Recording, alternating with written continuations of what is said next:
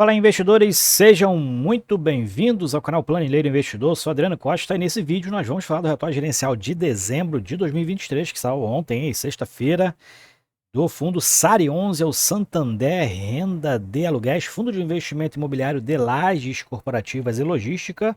Então fique conosco para você saber informações atualizadas do fundo, né? Inclusive a gente vai falar aqui qual é a expectativa de provento do fundo, já que tem previsões aí de alguns aluguéis, né? Agora a previsão de vacância aumentar do WT Morumbi, tá bom? Então fique conosco aí. Se você gosta desse tipo de assunto, se inscreva no canal, ative as notificações, deixe o like, é tudo de graça, mas você ajuda muito a gente aqui no canal, tá bom? E também esse relatório gerencial eu vou deixar, como sempre, na descrição do vídeo, além do nosso link do grupo do Telegram. Vamos lá então, vamos falar aqui do SARI 11, fundo que a gente costuma aqui acompanhar todos os meses, inclusive eu tenho esse fundo em carteira, né, em torno aí de 4% da minha carteira de fundo imobiliário, tá no SARI 11, tenho ele aí há algum tempo já, né, então tendência aí, né, vamos ver como é que vai ficar a questão dos rendimentos, o que a gestão está falando, tá? Então, para quem não conhece, é um fundo que investe aí, é um fundo considerado híbrido de tijolo, né, que ele investe em lajes corporativas e imóveis de logística, mas e também, né, na verdade, ele tem aqui uma característica, né, tem um imóvel que é preponderante na sua receita, né, tem maior participação na sua receita e também tem alguns fundos de CRI que comprou aí, tem quase 2 anos, né, que ele comprou esses fundos de CRI para aumentar a rentabilidade da carteira na época que a inflação estava bem alta, né, então o fundo comprou esses outros fundos imobiliários. Então é um fundo híbrido, tem CRI, né? Tem fundos de papel com base no IPCA, tem aí lajes corporativa e tem imóveis logísticos, tá? Então aqui, a rentabilidade do fundo, ele falando aqui um resumo, né? O fundo encerrou aí o mês de dezembro com a cota de mercado de 49,29. Última semana de dezembro foi uma loucura, muitos fundos aumentaram, tá?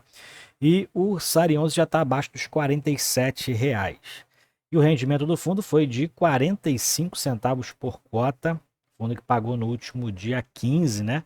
E o fundo anuncia seus proventos no último dia útil do mês, né? Então ele anunciou no dia 28 de dezembro, paga no 10º dia útil do mês subsequente, pagou dia 15 de janeiro. O fundo tem um patrimônio líquido de 827 milhões, tem imóveis, tem ativos com mais de 1 bilhão em ativos, né? Já que aí a alavancagem ou as obrigações que ele tem junto ao WT Morumbi, que também é um imóvel que ele tem indiretamente através do fundo TM, Fundo de Investimento Imobiliário TM, somam aí em torno de 300 milhões de reais atualmente. O fundo está aí com quase 44 mil cotistas, inclusive essa quantidade aqui acho que reduziu de novembro para dezembro, tá? E o fundo tem desde dezembro de 2019, então fez no mês passado 4 anos de mercado, tem taxas de administração e gestão de 1,25 e não tem taxas de performance.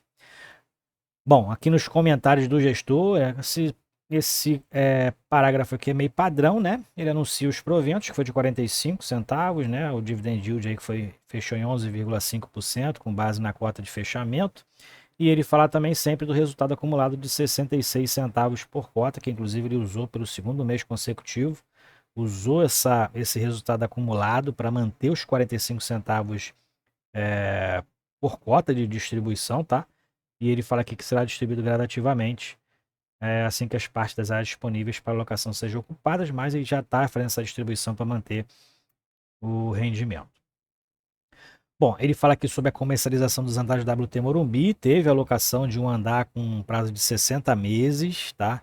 Esse andar ficaria vago e o fundo, então, teve uma troca, né, aí de inquilinos, né? Ficaria vaga a partir de março, então não vai ter incremento de aluguel, tá? E também eles seguem negociações com um andar e meio e com um número relevante de visitas ainda no imóvel. Ele falando aqui das últimas notícias, né, sobre a rescisão antecipada do BRK ambiental no 12º e 13º andar, foram entregues os andares, mas o impacto vai ser só a partir do rendimento, né, das receitas vão vir de dezembro são pagas em janeiro, então o impacto vai ser só na próxima distribuição, né? O que era referente a novembro foi pago em dezembro, então, por enquanto, não teve impacto, né, nesse resultado anunciado de dezembro. E falando ainda sobre a BRK Ambiental, ele diz aqui que eles também notificaram que possível rescisão antecipada do 29º andar. Isso vai ter um impacto negativo de 2 centavos após a entrega, tá? O fundo está com várias expectativas de entrega, né, dos andares. Então a gente vai ver aqui, através do resultado, qual seria aí a estimativa de distribuição, caso o fundo não tenha usado o fundo, né, o resultado acumulado, tá? Que né, poderá ser aí um norte para que a gente possa saber qual vai ser a distribuição do fundo aí, provavelmente a partir de março de 2024. No edifício Work Bela Sintra, tudo bem, assim que a linha expandiu, inclusive, a locação em mais 2 andares, né, ocupou o lugar da Copas Tour, então imóvel aí segue 100% locado e o prazo deste aditivo coincide com os contratos dos outros 6 andares e meio que a Sinqia ocupava no imóvel até julho de 2028, tá? Então a Sinqia ali ocupando grande parte do Work Bela Sintra, né? A Sinqia é uma empresa, grande empresa.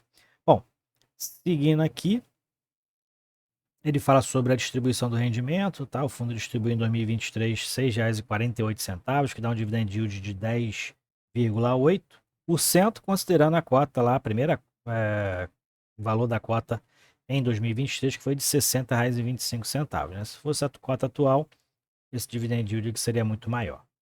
E ele fala aqui que a equipe, aí, o gestor do SARI 11, vai trazer no próximo relatório uma posição desse impacto. Qual vai ser o impacto financeiro na expectativa a partir dos movimentos aqui de rescisão antecipada, de aumento de contrato, né? Para aí o primeiro semestre de 2024, ali na expectativa de distribuição de proventos.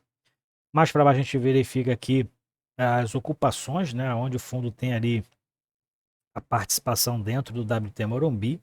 Então tem as previsões de rescisão antecipada de março, tem uns lugares vagos aqui, né?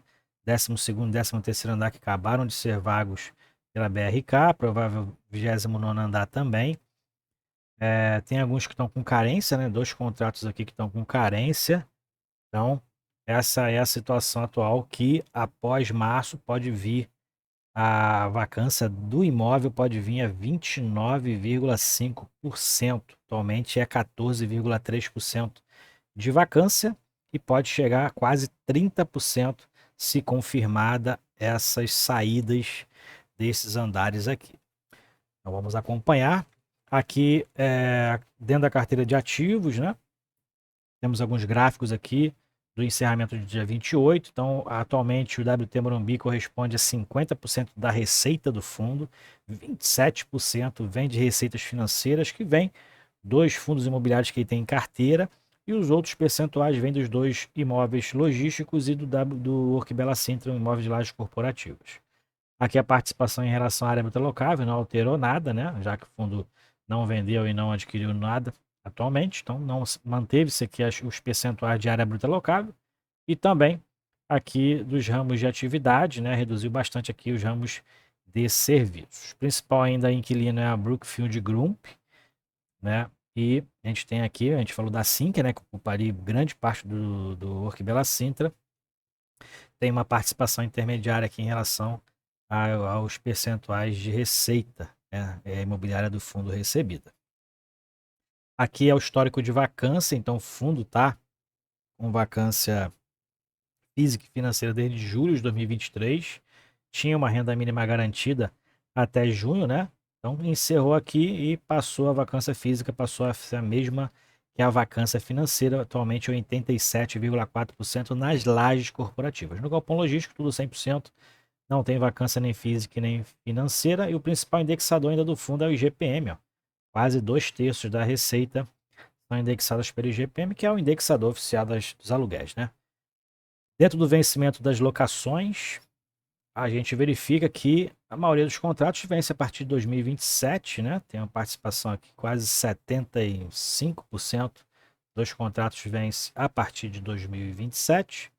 E as revisionais aqui tem uma grande parte que foi em 2023 e vai ter mais quase 25% em 2024.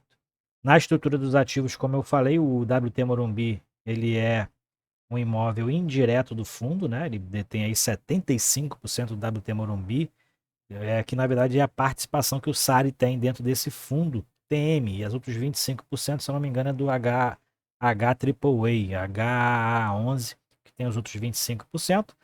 Então, parte do CRI ali correspondente à participação do fundo é colocada aqui dentro das obrigações a pagar, que atualmente está em quase 300 milhões, inclusive é a primeira vez que eu vejo esse saldo devedor abaixo dos 300 milhões, agora 299 milhões que o fundo tem atualmente em obrigações em referente ao CRI WT Morumbi. E o fundo, como a gente vê, tem ativos superiores a 1,1 bilhão de reais. Essa é a alavancagem que o fundo tem, que é do WT Morumbi, 299 milhões, indexados ao IPCA, mais um prêmio de risco de 6%, né? E dentro das informações contábeis, a gente verifica que o fundo teve uma queda de receita novamente, né?